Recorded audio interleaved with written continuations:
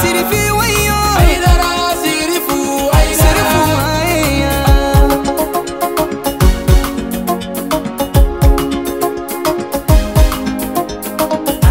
أعوذ بالله من الشيطان اللعين الرجيم. بسم الله الرحمن الرحيم. اللهم صل وسلم على طلعة الحق بالحق الكنز الأعظم إفاضتك منك إليك إحاطة النور المطلسم صلى الله عليه وعلى آله صلاة تعرفنا بها إياه. وبعد السلام عليكم ورحمة الله تعالى وبركاته. بل ما شرف لا جبراني لجبو أمبو فوق ولي نمندو أمبي الله سبحانه وتعالى دلي ألك كسينا كهنا أناك بركة جدلي ألك أوكنن أو بلا جلينك ألك ربا صلى الله عليه وآله وسلم ألك بانجلي نسونديا أتبا جمانين كوننا كرن كرن يلا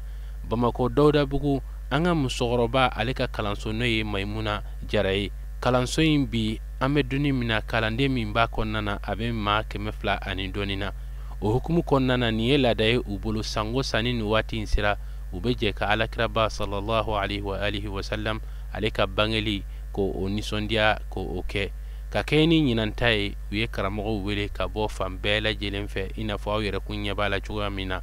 كنين كوننا أنغا مباچا منكمبي أني مين سرو أنغا جيكا نيمدا أوفي. أعوذ بالله السميع العليم من شر الشيطان اللعين الرجيم. بسم الله الرحمن الرحيم. والصلاة والسلام على من لا نبي بعده محمد بن عبد الله صلى الله تعالى عليه وعلى آله وصحابته الكرام. أما بعد، السلام عليكم ورحمة الله تعالى وبركاته. وعليكم السلام ورحمة الله تعالى وبركاته. السلام على كننا أوكنا ديا على كان كشي كان لا تان كبو شيطان تورما كان كشي كبو أنيرا بكون تورما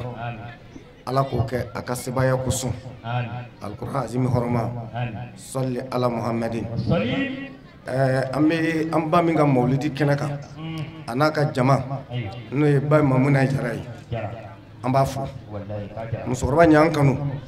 kenen dali ya ma jago ya de sabla ambla lala de nga klala ka nyinan fe kerengere nyama ko anga jija anga sia amba fu ka barakada mami kanu ama foi toto ambe duwo kay ala ka ma ka jamanya fe nyina maulidi ala yo musaka no ka sawarata ala ka no ya san shama ba ala bulo ala ka ke anko ke nyon fe kiraban bunya ko sun alquran azimi horoma salla ala muhammadin no bora mimi fo salamo yi dakuru nya kelen kam micro de karmo goma ala hinana amununa kan kanu kan kuna dia kam maulidi kanu do onna an kana kuma shurna an ka maulidi de an ka wasunai ma ba wasuni femi jani lahara na be dengeye o ye alakira kanu de sallallahu alaihi wasallam me badon me min foye alakira de ya be abe moma ye chesri maulidi la ka kira kanu jira ne nukunye ne bolo fen lahara jo don na la kira la aradna yoro mina ala bi blay sianto lawo kira ka sabado de la ka nyiriya ako la akira sallallahu alaihi wasallam ako lahara janjo be ka wati mana kiyama jobe ka kuma mana kira ko e presse kunye munye o kuma e labele no wa e mu labe ka kono ako hubbuka ya rasulullah ako ala kira nye kanu ke ka akumbe ako aya e hakilatike al mar'u ma man habba ne mamin kanu lahara ala be faroka sikanta la mawlid kelaw ayo chesri nawya chesri ala kama maulidi jimmer kote boson kote dumuni kote ala kira ko de du mom ne yake ala kira kama Allah subhanahu wa ta'ala bi sara ko ma tay fuli ci kerengere nyama keneninga ne ya me jonku na da fo sabunyuma bilibilo de be munu yo nindi alama kase ka maulidi ni kase ka fala fenda na frifila ni nyamo babo la bi jamana ni hono o ya ankar mo wasiri shirusma manan hebraye nambe yoro yoro ambe foli dama ka fo ka barkada ka walimandon dokete aradne soro me doke balte do ala ni mam yi chesri ka doke ka sara fram gonya mo ka ta sara lafiyalena ali mamad do ki yalla be do ki de ambe do ke shiru kenya surtout ala kira ko ko te kulinga ko yefiu ama don do la ala kira sallallahu alaihi wasallam aya ka bolan nege ta ka di numu do ma ko be tay ba sabaka la ilaha illallah ibn na ibn adia sabula fefla de kimi alakara nyeni fimbo sallallahu alaihi wasallam nako allahu akbar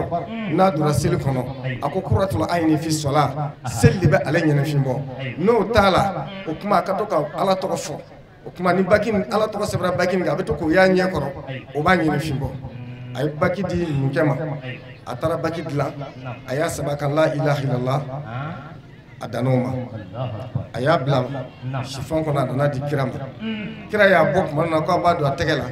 anya bala saben maka la ilaha illallah muhammad rasulullah sallallahu alaihi wasallam akulu mukema ne ko ma ngui ka saben la ilaha illallah muhammad rasulullah mi to boala numke yam ne ka lage aya do ale mi sebe o la ilaha illallah muhammad rasulullah sababa wa nasrullah na makma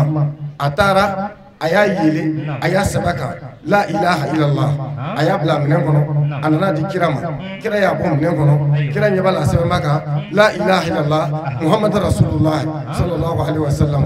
abon munyama akoche abaku me kulo kun ka gile de ne ku ka sebe la ilaha illallah ate ko mi kira ma jana ko ale kira de kira ba do ale kira ngam ba de ta fo ko nyama bay ma ba de ta fo ko ne kabu ni mama ko ka bon ko yin bonya dro alage hakli nya fa ma dafa ma be so kiski du ko ko ka ko ay dadul da ma maulidi la ko dadul tala ani fatona ne jo kena ga kle ga fa mo kle be mi e mi dari do akara fa ko e kunja ko kle be sa fa e ka fa ka tuguna tay ha ma be hakli ma nyini ga ko ala kira ka maulidi dadul le muye e dambala ko ala kle tiani lahara ala kira min ci dinya bema a horma nyinina kasura mabangi kasura kira mana fola kira mun cemena ni kele kun ceno bolo ko ka kele tinye o ba fa allahumma ansurna bi jahi nabiyyin mab'usun fi akhir zaman ala nanye wele ni mason on bi deli ni ceba hormai mi kira ka kirai na bena dinya labana ande be juguka ala ba fa ko kele nyana bolo kele be nyaw bolo o kera kasura kira mabangi fono no kira na kana dama dadul duma beteme ko muhammadu e kira dadul duma beteme maulidi la ni dama la ka fa bana ko ala ka kira denu ni kon dama la ko ala ka kira denu ala ko wa amma bi ni'mati rabbika fa hadis ala nema min kiye ala wal mando ka baraka danay nema duma be no be ala kira bo wa ma arsalnaka illa rahmatan lil alamin kira de nemo ka nemay akan ka waliman don akan ka barkar da na wati sera na la bana mamina ko ite maulidi fe hal ni yide ka sokona kilmu gore be washi parce que dungo do ala be do de fara maulidi kan ata ala ka hera kan dungo do ala be do de fara ala kara mamadu ka maulidi barkaka ne ya keni wa bidure o sana yelma wa bi wolon flat saka ke o sana yelma wa kemeni ko saka ke o sana yelma bita million ko la iba fo ko mba bomine e kata bani ala yare be nanay ala yare be kiran la fasa kuma shi samana annana ni bakiye asaban maka la ilaha illallah muhammadur rasulullah sallallahu alaihi wasallam kuma la sunyana kira kwama akoche ngune ku kasabe la ilaha illallah ako kira sallallahu alaihi wasallam ako patron ne baka moliye imani no de depeshin fulla ne asabe la ilaha illallah muhammad rasulullah mi maka ne to sebe badon shi fulana na nya sebe la ilaha illallah muhammad rasulullah mi maka to sebe badon shi sabana na nya jati mina ka lage ka sebe la ilaha illallah mani nya bla bla mina wona kana dima muhammad rasulullah be sebe ka faraka okma o muhammad rasulullah mi flanye sebe wa wara nyino la ne mo sebe jibla na ka nijo ako patroma assalamu alayka ya rasulullah ni chemi te foyti nyino ni ala kira te foyti nyene bo doko wa ma kala tu jinna wal insa illa liyabuduni ko ala ya dan ko foyi ko na fo ko ala ya dan kira kanu kama ko ma dan kira kanu kama ko ala ya dan bato de kama ni kira kun te kuma ala don e kuma bato don ko wati sira ni karami ya ala kira sallallahu alaihi wasallam jibla na foyi ko to ko mi ka de ka tuma to ko be ka e o sebe pour que ñene fi bo to ko mi ngadi ala ikati to ko be ka ala fa ñoo sebe la ilaha illallah o ibn ke noy muhammad rasulullah o ala yare noy amma ñina ala fa ala ka hera ka sawara bala bula ala ka yirana أعوذ بالله سميع العليم من الشيطان اللعين الرجيم بسم الله الرحمن الرحيم اللهم صل على سيدنا محمد وآل محمد وسلم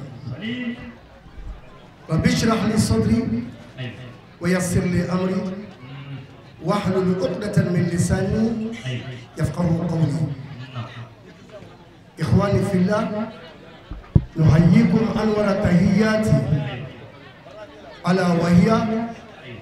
السلام عليكم ورحمة الله تعالى وبركاته. وعليكم السلام ورحمة الله تعالى وبركاته. تقبل الله عبادتنا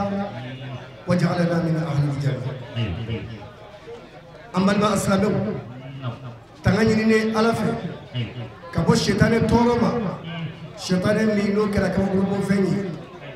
أما كشني نعمة ألفه أكان ناسي أكان جنوما نوي ألكرا محمد صلى الله عليه وسلم أنا كسبنا مغول أنا جنوم أنا ما من تورا أولوكم فقط بلا الكيامة جودو نكفى أما بيفوس لبيا فوليكانا ولكفصا فولي بي نبي فما لربكنا السلام عليكم ورحمة الله تعالى وبركاته. أما بركة علي على من صنع كنينا يرا أونا أما فوكا ولا يمندو سالو أنتم من كرينكا أنيا يني ألافه أكان ينا يرا أنا أي ينا يرا أنا أما سا منو ماي olu fana ma fɛn kɛ ala la nka mawludu kɛlaw a ye to an ka sabali a ye to an ka ala ɲini a ye to an ka alakira dɔn sallallahu alaihi wasallam an bɔra an ka so an ka mina mawludu kɛnɛ de kan an mina alakira ko de la sallallahu alaihi wasallam an nana alakira jogo minnu kun bɛ ala k'o jogow ɲini k'o ɲɛdɔn ka t'o waleya so yala k'a ta salon na ka na bila ɲinana ɲininkali don e ye jogo joli bila jogo jugu joli bɛ yen e y'o bila jogo ɲuman joli bɛ yen n'e y'o kɛ ɲininkali bɛ yan de barisana an kana kɛ k'an nana mawuludu kɛ yɔrɔ la mawuludu diyara a kini diyara a tɔ diyara a sogo diyara n'o kɛra mawuludu ko la an ma tila dɛ mais an ye kumakan minnu sɔrɔ ka baara kɛ ni olu ye o de ye mawuludu diyalen ye n'i ye jateminɛ kɛ i bɛna sɔrɔ tiɲɛ yɛrɛ yɛrɛ la mawuludu bilama a bɛ ɲini ka don ngalama la mawuludu kɛyɔrɔw la jogow bɛ ka ɲɛfɔ mɔgɔw ye yala a bɛ cogo di alakira sallallahu alaihi wasallam a ma maa juguya a ma maa kɔniya a ma maa ɲɛngoya a m'o kɛ a ka ɲɛnamaya bɛɛ o alakira kelen ko alhasudu la yasudu a ko ɲɛngo o tɛ kɛ ɲɛmɔgɔ ye fo ka diɲɛ ban o alakira kelen ko sallallahu alaihi wasallam a ko alghillu wal hasadu yakulani alhasanatu kama taakulu naru alhatab k'i sigi ka maa mɔnɛ minɛ a ma foyi k'i la ka maa juguya minɛ a ma foyi k'i la ka maa kɔniya a ma foyi k'i la ka ɲɛngoya a ma foyi k'i la ka ɲɛjugu bɔ a la ten k'a ko man di i ye dɔrɔn ko a b'i ka ɲuman bɛɛ lajɛlen dun k'a ban i n'a fɔ tasuma bɛ lɔgɔ dun k'a ban cogoya min na nka n'i taara du kɔnɔnaw la bi fa kelen ba kelenw olu datigɛlen bɛ ɲɔgɔn na olu kelen bɛ ka ɲɔgɔn kɔniya olu kelen bɛ ka ɲɔgɔn juguya maa si tɛ maa si ka hɛrɛ fɛ bɛɛ bɛ bɛɛ ta tiɲɛni de fɛ mais a sababu bɔra mun na a sababu bɔra mun de kelen na e ni maa min ye kɔsɔlɔ kelen ye e ni maa min bɔra kɔnɔbara kelen na e datigɛlen b'o la e tɛ kuma o fɛ e t'o ka ji min e t'o ka dumuni kɛ mun kama diɲɛ jasilen ni nɔfɛ wa e fa tun bɛ yen a bɛ min o fa tun bɛ yen o bɛ min o fa tun bɛ yen o bɛ min e ba tun bɛ yen o bɛ min o ba tun bɛ yen o bɛ min o fana ba tun bɛ yen o bɛ min olu taara yɔrɔ min na e bɛna taa yen de sabali e n'i kɔrɔkɛ bɛ du kɔnɔ o tɛ se ka maga hali e ka salidaga la ala ni juguya kama القلوب قاسية دسكون de minɛna ka ja hinɛ tɛ yen makari tɛ yen silamɛ waati dɔ an ka sabali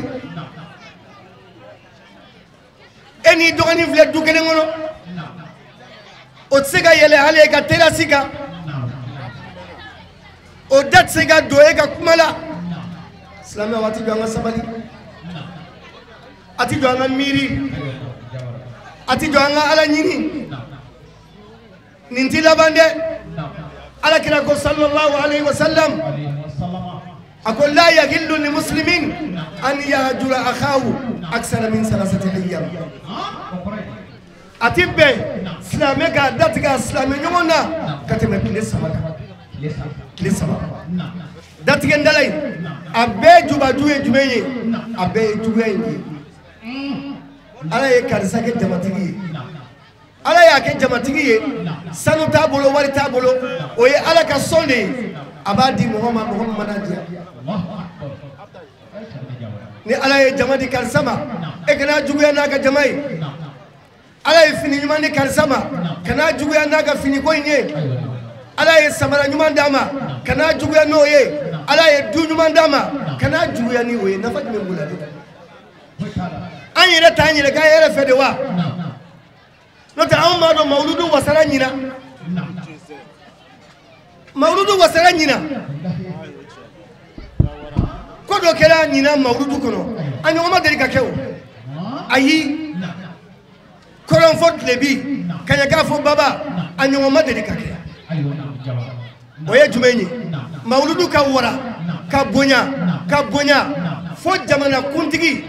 o ka jateminɛ kɛ ka hectare 100 ni hectare 50 di mawuludukɛlaw ma hectare 100 ani hectare 50 mawuludu kama a b'a dɔn nin na k'a fɔ mawuludu de warakatara bi mawuludu de bonyana bi mawuludu kalo mana jɔ fo ka taa se kalo 6 kalo 7 ɲɔtigiw bɛ wari sɔrɔ malotigiw bɛ wari sɔrɔ tamatitigiw bɛ wari sɔrɔ tulutigiw bɛ wari sɔrɔ jabatigiw bɛ wari sɔrɔ nafɛntigiw bɛ wari sɔrɔ mobilitigiw bɛ wari sɔrɔ esansitigiw bɛ wari sɔrɔ i b'a dɔn o la k'a fɔ alakira ko de don sallallahu alayhi wa sallam o kosɔn ala ko ale ma alakira ci foyi kama fo k'a kɛ hinɛ ye ka ɲɛsin anw ma juguyaba min tun bɛ karamɔgɔw ni ɲɔgɔn cɛ caman bɔra a la bi a sababu kɛra mun ye mawuludukɛlaw sigili karamɔgɔw bɛna ɲɔgɔn sɔrɔ kɛnɛ kɔnɔ u bɛ ɲɔgɔn bonya u bɛ koto ɲɔgɔn ta la u bɛ yɛlɛ u bɛ ɲɔgɔn sumu kabiriw bɛ ɲɔgɔn juguya o bɔra yen bi sumu kɛra tiɲɛ yɛrɛ yɛrɛ ye juguya bɔra dusukun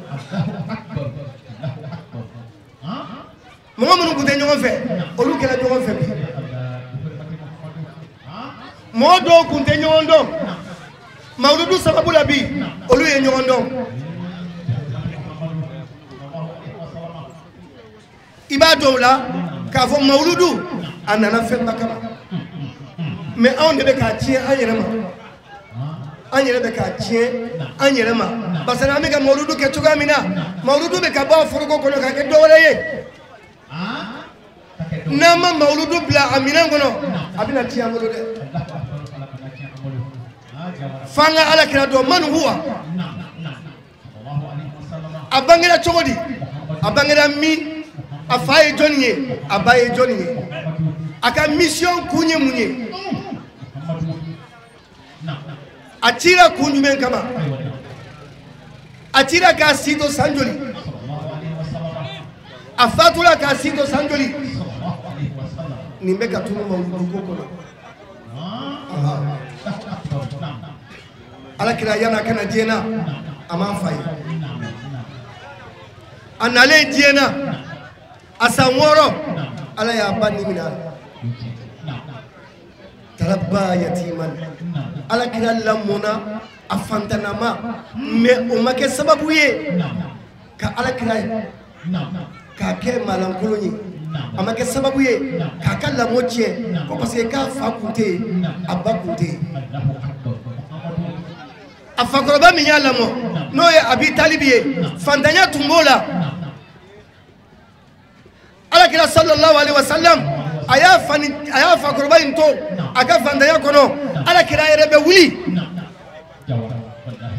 abita bagange na ye sara min sorola abino di fama ube baloni oyi yala demsanu ka kanga sigite wa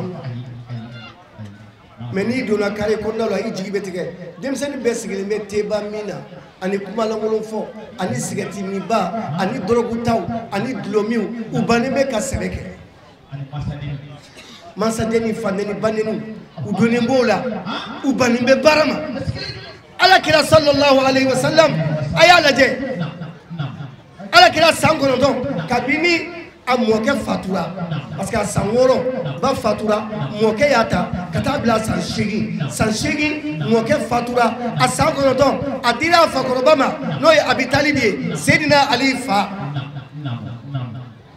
asanta fo da se samugan duru ala kira be barake aba woshiji keta abe balo ola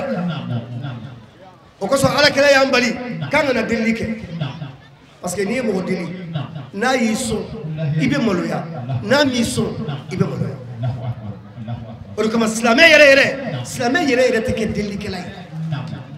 ala kira de ni fode sallallahu alaihi wasallam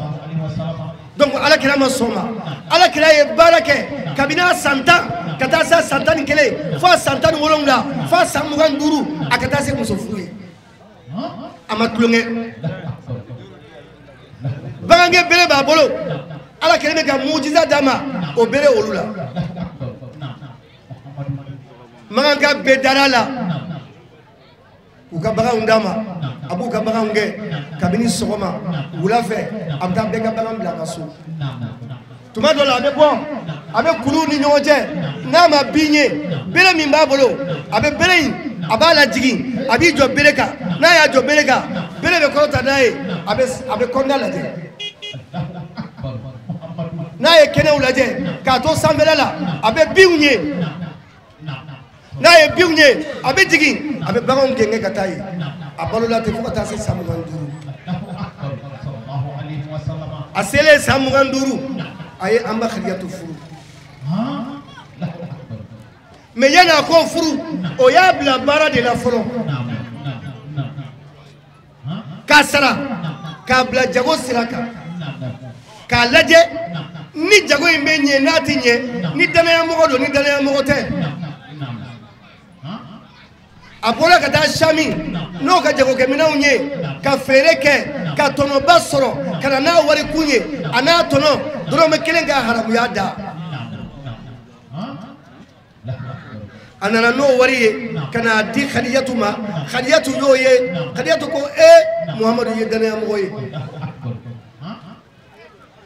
ma deli ka moye min de la ka ni ɲɔgɔn kɛ ne ye nin ye jago kun ye o filɛ tɔnɔ filɛ o filɛ k'an b'a kɛ cogo di ayi tɔ bɛɛ lajɛlen bɛ tɔnɔ dogo di u bɛna ni ka jago kun de ye mais e kana ni jago dafalen ye o tuma na jogo min fɔra i ma kabini fitinin ma o de ye tiɲɛ ye al-amin o de kosɔn alakira sallallahu alaihi wa sallam n'i y'a ka tariku lajɛ a ka ɲɛnamaya la ka taa bila a ka lamɔ la i bɛna jogo ɲuman caman sɔrɔ a kɔnɔ كان متوادئا لم يعبد إلا الله ولم يفعل ما يوجب الملامة حتى لقبه قومه قريش بالأمين صلى الله عليه وسلم ala kira kun kɛra mɔgɔ ye a tun kelen bɛ k'i yɛrɛma jigin kojugu yɛrɛma jigin o ye koba de ye hadamadenya kɔnɔ i kuncɛ mana bonya cogo cogo ka n'i kuncɛ bonya i fa ma ka n'i kuncɛ bonya i ba ma ka n'i kuncɛ bonya i fa fila ma ka n'i kuncɛ bonya i ba fila ma mun ye jamana in tiɲɛ bi nin de don denw tɛ baw ka hakɛ dɔn denw tɛ faw ka hakɛ dɔn o de y'a to bi lamɔ tiɲɛna denw t'a dɔn nin ye fa ye denw t'a dɔn nin ye ba ye bɛɛ kɛ ngololo ba bɛɛ ko ngololo fa bɛɛ ko ngolo den fɔlɔ ni bi tɛ dɛ denmisɛnnin mana tiɲɛni kɛ i b'a sɔrɔ cɛkɔrɔba dɔ b'a minɛ kɛnɛ ma o b'a ti o b'a lamɛn kosɛbɛ a bɛ kasi ani ɲɛji tɛ se ka don so kɔnɔ n'a ni ɲɛji donna so kɔnɔ a fa b'a ɲininka mun de kɛra i la n'a ko cɛkɔrɔba dɔ de ye mɔgɔ kɛnɛ ma a b'a fɔ n'i y'a ye o cɛkɔrɔba y'i bugɔ i ma kɛ ɲumankɛla de ye i ma ɲuman de kɛ kɛnɛ ma o bɛ tila ka busan ta so kɔnɔ k'a lamaga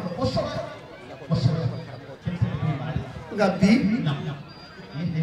n'i ye waliden bugɔ kaso de b'aw bɔ ɲɔgɔn na donc o la an bɛ bɛɛ fo ka bɛɛ waleɲuman dɔn ka Memuna Jara fo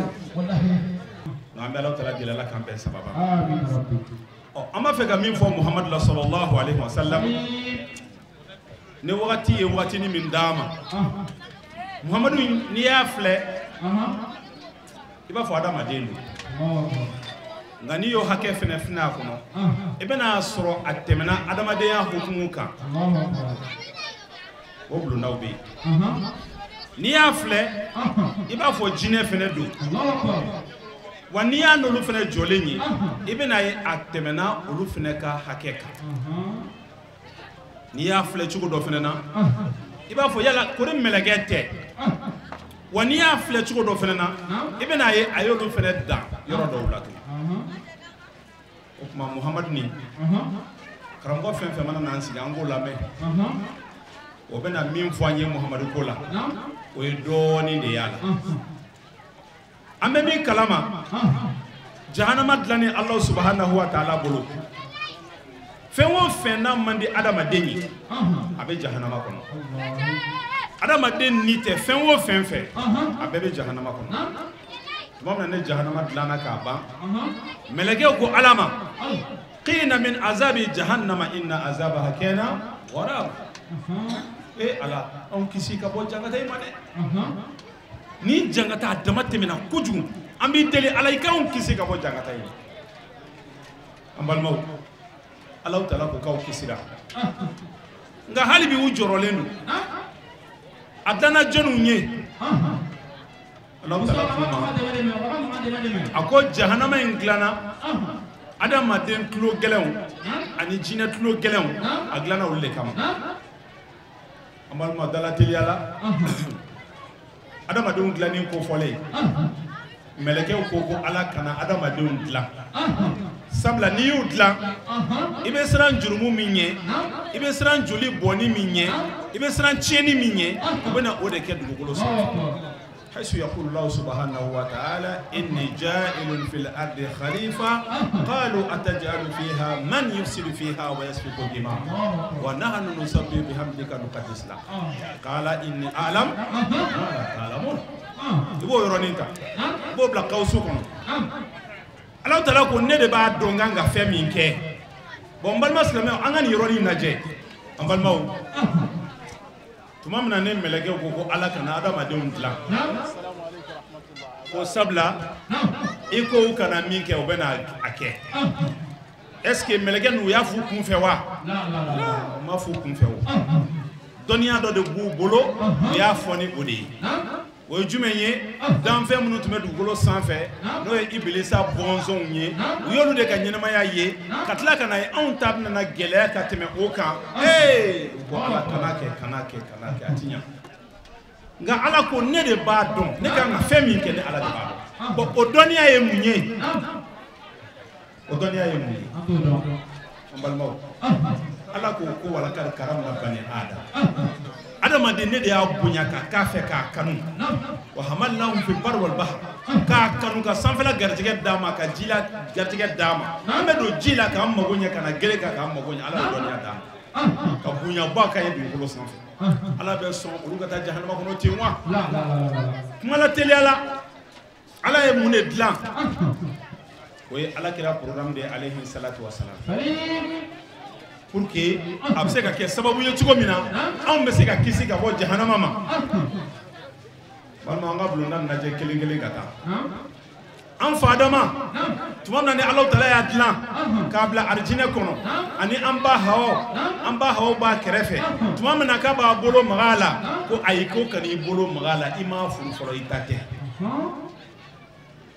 fɛn min dun don a diyara ale ye ka ban a kɛra a fɛ ale dun b'a fɛ ka bolo maga a la o dun bɛ kɛ cogo di ala ye an fa Adama bila ka salatu de kɛ ala kɛra Muhamadu kan sallallahu alaihi wasallam o salatu de kɛra sababu ye ka kɛ an ba Hawa ka furunanfolo ye k'a di an fa Adama Allahumma salli wa n'an bɔra o la tuma min na n'o ye Alahu Taala sɔsɔ n'o jiginna dugukolo sanfɛ an fa Adama yɛlɛla dugukolo fan bɛɛ fɛ a bɛ ka yafa ɲini ala fɛ ala yafa ma ala yafa ma ala yafa ma ala tɔgɔ 99 walima tɔgɔ 100 wa ma siwa zalik an fa Adama b'a fɛn o fɛn dɔn a continue ka ala wele ni bɛɛ ye ko ala ka yafa ma ala ma jaabi nka tuma min na ko ala ma ko ala t'i yafa ma i ka Muhamadu kama wa o don a ma si Allahu Akbar o don yafa ma si ala ye yafa minɛ an fa Adama ye n yafari ma o Muhamadu kama ala b'a dɔn ka tɛmɛ Adama n'anw bɛɛ kan nka a dabɔra anw fana bɛ se ka fɛn dɔ dɔn Muhamadu la an tun tɛ min dɔn o kama Alahu Taala ye Adama ɲininka a ko e dun ye Muhamadu in dɔn cogo di a ko ala tuma min na ye ne dan ne ni donna ne la ne ɲɛ yɛlɛnna ɲɛ jɔra larosi la n y'a sɛbɛnne sɔrɔ larosi kan ko la ilaha illallah Muhammadu rasulullah sallallahu alaihi wasallam n y'a dɔn i sɔnna ka tɔgɔ min da i kan o yɔrɔ la o y'i kanubaga ye ala ko hakan n kanubaga ye o kama n yafari ma a bonya kama hali bi Adama ye ala ɲininka o Muhammadu ye mun fɛn façon ye ala ne b'a fɛ k'a dɔn a kanu n'a diyaɲɛ nana an fa Adama farisogo la yɔrɔnin kelen Abul Bashar adamadenya fa de y'o ye yɔrɔnin kelen ale kɛra Muhammadu fɛ k'a kanu k'a k'a fɛ yɔrɔnin a ko ala ne b'a fɛ ka Muhammadu ye Muhammadu ye fɛn sugu jumɛn ye sallallahu alaihi wasallam Alahu Taala ko a ko i bɔnsɔnw de don i manto labanw ka ciden laban in de don adamaden de don n bɛna bɔ i bɔnsɔnw de la ka taa a ko ala ne b'a fɛ ka Muhammadu ye ɲɛ la ne b'a fɛ k'a ye ala ko fɛn min ma bange kɔrɔ a ko awɔ parce que inna Allaha ala kulli shay'in qadir ne b'a dɔn e ala dɛsɛ fɛn tɛ yen i bɛ se ko bɛɛ la Allahu akbar ala k'o tiɲɛ yɔrɔnin bɛɛ fara dɔ kɔrɔ tara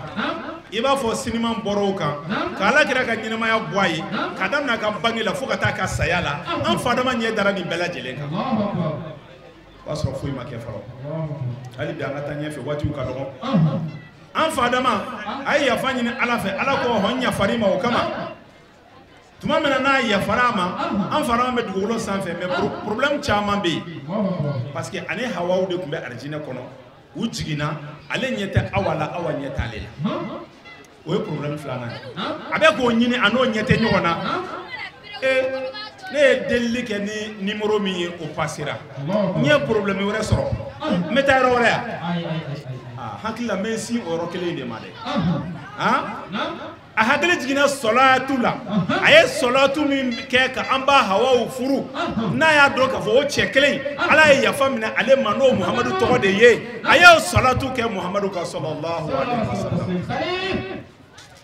Allahumma salli ala man yara amamahu kama yara khalfa ala o bonya ni cɛba min ma o de ye Muhammadu ye mujizatul kubraw de bɛ ala kira la maa da ti yɛlɛ k'a fɔ kodɔnnaw de b'a la kɔlɔsi k'a dɔn a ye salatu kɛ ala kira ka sallallahu alaihi wasallam n'a furumuso yeli ye ola ayi nyasi arafa kuluma ala yo ke sababu ayelana ay hawaye Allahu akbar Allahu akbar ah sisa no jurumu ya fara joni kama Muhammadu ayi muso soro jumen kama furuna fulo kera munye Muhammadu o kun tununa la aya ye jon kama Muhammadu me dugukolo sanfɛ yala dumuni tun bɛ yen wa a fɔra ye k'a ni dumuni jiginna ka bɔ a ni jinɛ kɔnɔ wa a fɔra ko ani so dɔ jiginna wa a fɔra ye k'a ni fini jiginna wa a fɔra ye k'a ni mun jiginna dugukolo sanfɛ dugukolo dun fiɲɛ bɛ yan nɛnɛ bɛ yan tile bɛ yan sumaya bɛ yan kalaya bɛ yan adamaden dun kan k'i yɛrɛ latanga nin bɛɛ lajɛlen ma o tuma n b'o fana kɛ cogo di i ye sira kelen pe min kɛ ka weleli kɛ n'a jaabira ngi ba kɛ n'o de ye sa sisan furumuso sɔrɔla kɔngɔ ye an fa dama minɛ o y'a sɔrɔ dumuni tɛ yen a y'a Alahu Taala deli ne ni belebele in tɔgɔ ye n'o ye Muhamadu sallallahu alaihi wasallam ala ko ala kuma n'a fɛ o fɛnɛ na nka n tun ye fɛn bɛɛ d'i ma fu arijinɛ kɔnɔ n ko kana n ka sariya sɔsɔ dɔrɔn nka i kɛlen k'a sɔsɔ n y'i jigin dugukolo sanfɛ n b'a dumuni mun d'i ma Muhamadu in kama mais i bɛ baara kɛ dɛ sallallahu alaihi wasallam i ye yirisun minnu arijinɛ kɔnɔ o ɲɔgɔnna dilan dugukolo sanfɛ n b'a falen ka kɛ yiridenw y'i ye ne min nege y'i minɛ tamasiyɛn la n'a ye pɔmusun dilan ka bɔgɔ mɔn ka kɛ a la ala b'o falen k'o kɛ pɔmusun ye n'a ye min kɛ i n'a fɔ kabakuru n'a ye dingɛ tigɛ k'o digi dugukolo jukɔrɔ ala b'o kɛ dugukolo kumafɛnw ye n'a ye minnu jɔ cogo min na ala b'o falen ka k'o ye yiridenw falenna tan don kuma ka ca o bulondaw ka ca an bɛ taa ɲɛfɛ nin cogo in de la a y'o sɔrɔ tile kalaya fana bɛ yen fiɲɛ sumalen bɛ k'a sɔrɔ fini fana t'a la sabula kabiri arijinɛ kɔnɔ fini binna ka b'u la ala ninnu fana bɛ sɔrɔ cogo di an balima dala teliya la a y'a mago bɛ fɛn fɛn na a y'a bɛɛ lajɛlen de sɔrɔ ni salatu ye salatu ala nabi sallallahu alaihi wasallam alhamdulillahi rabbil alamin arrahmanir rahim maliki yawmiddin iyyaka na'budu wa iyyaka nasta'in wahdina siratal mustaqim صراط الذين أنعمت عليهم غير المغضوب عليهم ولا الضالين اللهم صل على سيدنا محمد وعلى آل محمد كما صليت على إبراهيم وعلى آل إبراهيم وبارك على محمد وعلى آل محمد كما باركت على إبراهيم وعلى آل إبراهيم في العالمين إنك حميد مجيد الحمد لله أنو سونجالي أمي مولود كندكا الحمد لله أجمع من جرك أنا كتوندو أمو دكا كنكا ami mauludu de la anu sonjale sigilembe ya kada ka anyo fie kene chama na ngom ni makanga mauludu ka nyana mayela am musola ka de ka nga ke fo samare mauludu kada ka ala kira na kana valeri douna yani ga to Muhammadu kunga chi muso nyana man shude kumbedo na ala kira de ya umbola arasulu de na kana valeri di muso ma chekele kume muso furu fo muso keme nabiullahi sulaiman anya metaru kula ko muso keme de kumabulu Nabiullahi Dauda muso bi konondo de kumba bulu nga ala kira Muhammadu sallallahu alaihi wasallam afra ale manto de ku kada nani ma ala ko ale de ma qur'ana kono fa nikihu man taba lakum minan nisa'i masna wa sulasa wa rubaa abini kanto rodo la wa in qiftum an la ta'dilu fawahida aw ma malakat aymanukum o kera awni ala kira Muhammadu kledela ko so ne mbole nyuma ndone ka se ala kira Muhammadu maunve aw mbala ka chini ne ke note halasa amase kala kira sara folo amode kene ka anu sonjala an fari fonne ami boka shirifula yere fo ka belebele fo no ile ha Sheikh Sharif Madani Haidara alhamdulillah ale de nyana manango mai mi nindo mauludu la bamako amse ka fo Haidara kada kana ka mauludu sira amse ka fo hali jina obita kene ka anyona jamaka dogo nyana mayala ami boka fo aw mi tele shirifula ya rabbi tele ala ka se yorola haklitini yoromi abi yala maulu kana ka ya rabbi ala ka nausara ala ka jamana nya suma tele yala ka korota ni kana na nyona wala ka cheya bali manga yenyi ngali gelena afara ala kira mako fazakir inna zikra tanfa'ul mu'minin ko Muhammadu ko aka wajulu ke akala ko suma ke ala ko suma ko be mu'minun nafa alhamdulillah ala ta'ala bi ma kana mamin ka dai ako kullukum da'alun ila man hadaitu ako be filendo fona Allah taala mamu kana ambal mamso mo be jina to na chino ye chinfo jina to nyonya le bama ko bi ko be nga ambila seliku ye ka klaka ala deluye ambal maundo ina fo ala yɛrɛ y'a fɔ an cogo min hadisul qudusi kɔnɔ a ko ya ayyuhal ladzina amanu la tal'anu al makhluqin fatarji'u la'natu alaykum a ko aw kana ne ka danfɛ wa kana danga in bɛ se ka na aw yɛrɛ de ma i ye min fɔ tiɲɛ de don a kɛra cogo cogo mawludu in dɔw b'a lamɛn o b'a baara dɔw yɛrɛ b'a lamɛn u t'a baara hali kira tile la a ma se bɛɛ la ala ye mun kanda o y'a mɛn ka baara kɛ n'a ye ala ye mun tulo gɛrɛ ala yɛrɛ kuma ko summun bukmun umyun fahum la yarji'un k'u tɛ segin abada donc an bɛ dugawu de k'u ye ya rabbi laseli masa de ala ye lasegili ala k'a d'u ma u yɛrɛ b'a dɔn k'u bɛ min na ko nkalon don se foyi tɛ jinɛw ye ala kɛra cila ka na jinɛ ni adamadenw de ma sagala ɲini ala b'i kanto kuranɛ kɔnɔ wa ma umiru illa liya'budullaha mukhlisin ala kɛra cila ka na ma ko an ka bato de kɛ a ko wa ma khalaqtul insa wal jinna illa liya'buduni ni ala taala ye jinɛ ni adamaden dan de k'u kan bato ni maa wɛrɛw nana fɔ ko o de bɛ jinɛw bato la o yɛrɛ b'a dɔn k'u bɛ nkalon de kan u bɛ fili de kan an bɛ dugawu de k'u ye ya rabbi ni kɛnɛ n'a ɲɔgɔnnaw kosɔn ala k'u tubi ala k'u kanda ala ye tubi mina masa de ya rabbi u bɛ fili mina an bɛ ala deli ya rabbi ala k'u bɔ a la ala ka lasegili d'u ma mun fana ye sira sɔrɔ ka nin sira ye u b'a la ka nin baara ɲuman in ɲɛnamaya ya rabbi ala k'a jidi u bolo ala k'a kɛ ɲɛta ye an bɛ min fɔ an balakaw ye wele da kan na n'an bɛ mawludu kɛnɛ kɔ an ka sabati an ka lamɛnniw kɛ an k'an farisogow sutara an k'a bila an kunna fɛnw dɔw de b'a la k'an kɔlɔsi min n'an yɛrɛw tɛ kelen lagisiliw caman b'a la ka k'a la n'o tɛ walahi mawludu kɛli tɛ haramu ye fo wɛrɛ tɛ fɔ ala kɛra mankutu kɔ fɛn wɛrɛ tɛ fɔ ala kɛra musow de bɛ fɔ an ye a dɔw de bɛ fɔ an ye a ye kɛlɛ mun kɛ a ye baara mun kɛ o de bɛ fɔ an ye k'an fariw foni ka d'a kan ala kɛra cira bashiran wa naziran a cira kana maaw lasiran ka maaw nisɔndiya n'o walew nana ka na fɔ an ye alhamdulilayi laseli tɛ haramu ye mɛ anw yɛrɛ de bɛ haramu don a la n'o tɛ walahi mawludu kɛli tɛ haramu ye an bɛ se tigɛ ala de ala k'a kɛnɛ ɲɔgɔnnaw cɛya mun bɛ fili la ya rabbi ala k'u bɔ a la ni ala kɛra muhamadu hɔrɔma ye sɔli ala muhammed Assalamu alaikum warahmatullahi wabarakatuh. Ala k'an bɛ sɔgɔma ala k'an kuma jɛ ala ka minɛ d'an ma ala ka sɔrɔ ɲuman k'a ye an bɛ ala tunu ka ala barika da salo an y'an sigi nin kɛnɛ kan ka dugu kɛ ɲɔgɔn ye alhamdulilayi ala ye ne yira an na a y'a yira minnu na ala ka hɛrɛw jidi ala ka kɛnɛyaw jidi ala ka dumuni sabati a m'a yira minnu na n'olu y'an fɔ tiɲɛ so ala ka hinɛw la ala ka yafu ma ala ka kɔrɔ ɲɔgɔn ye an b'a mawludu kɛnɛ kan an bɛ ala ka kɛnɛ kan an bɛ barikada kɛnɛ kan an bɛ kanu kɛnɛ kan kɛnɛ nin anw b'a kɛ kanu kosɔn mɛ nin ka dɔgɔ anw ka kanu na ala kɛra ye mun k'an ye n'an y'o lajɛ k'a fɔ ala kɛra ye diinɛ min na s'anw ma anw bɛ ka mun k'a ye a ka dɔgɔ a la mɛ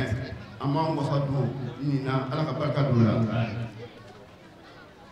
a bɛɛ lajɛlen kanu sira ye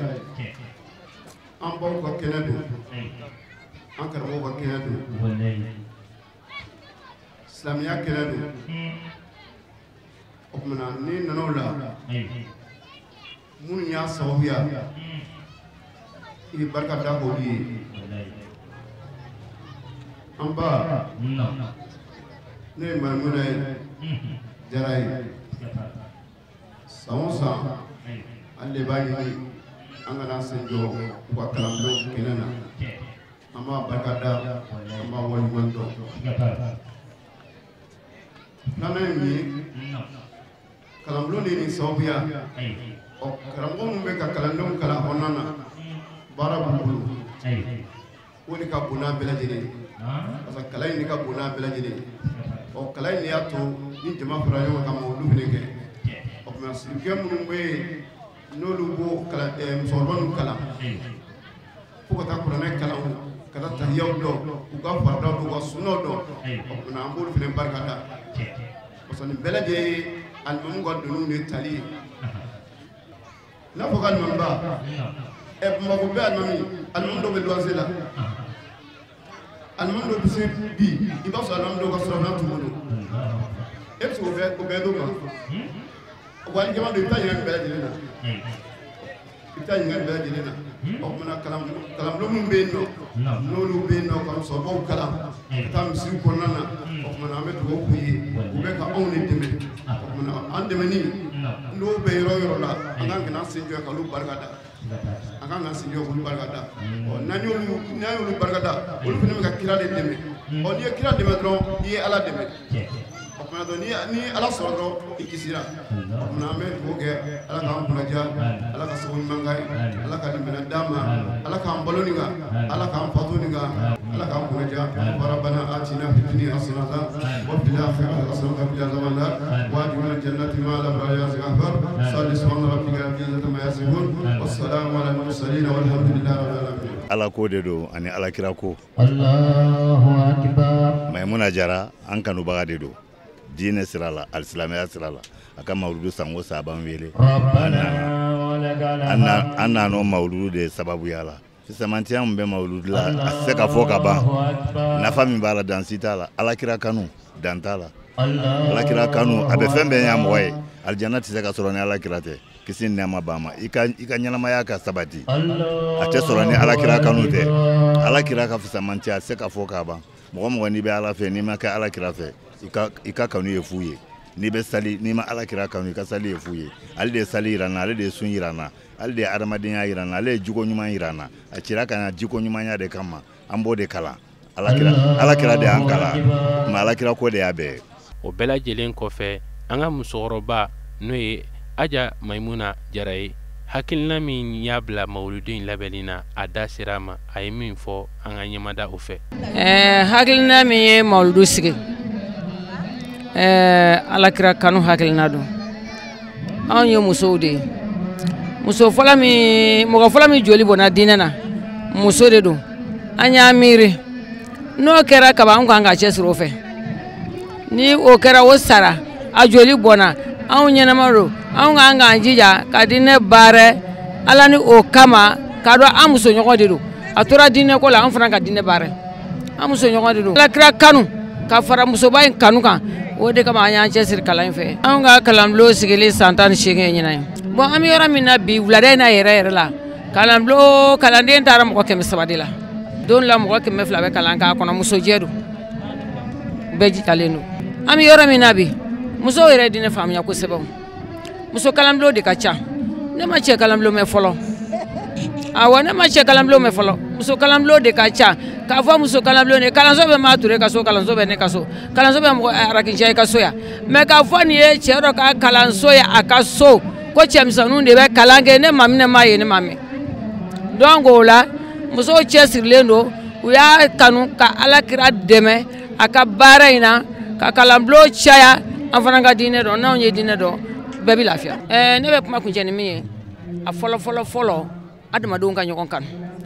kanu n'a ye fɛn o fɛn faga tɛ jufa n balima sirifila lajɛbaw hakili la an sera ka min sɔrɔ an ka musokɔrɔba Maimuna Jara ale ka kalanbulon mawuludu kɛnɛ kɔnɔna na o de kun ye nin ye mawuludu min ni ɲinan y'a san 13 i n'a fɔ u yɛrɛ kun y'a fɔ cogoya min na ka Ala deli ɲinan ta kɛra hɛrɛ la cogo min na Ala ka san wɛrɛ ta yira an na an bɛ Ala subahana wa taala deli aw minnu sɔgɔlen bɛ wajulu kɛnɛ na su ni tile ladilikan ni bilasiralikan minnu bɛ fɔ ani duwawu minnu bɛ kɛ Ala ka an bɛɛ lajɛlen dusukun kɛ ka o yelen sɔrɔ ka Ala deli jamana in kɔnɔ jamana in kɔ kan Ala ka basigi kɛ fan bɛɛ lajɛlen fɛ wassalamu alaikum wa rahmatullahi ta'ala wa barakatuhu.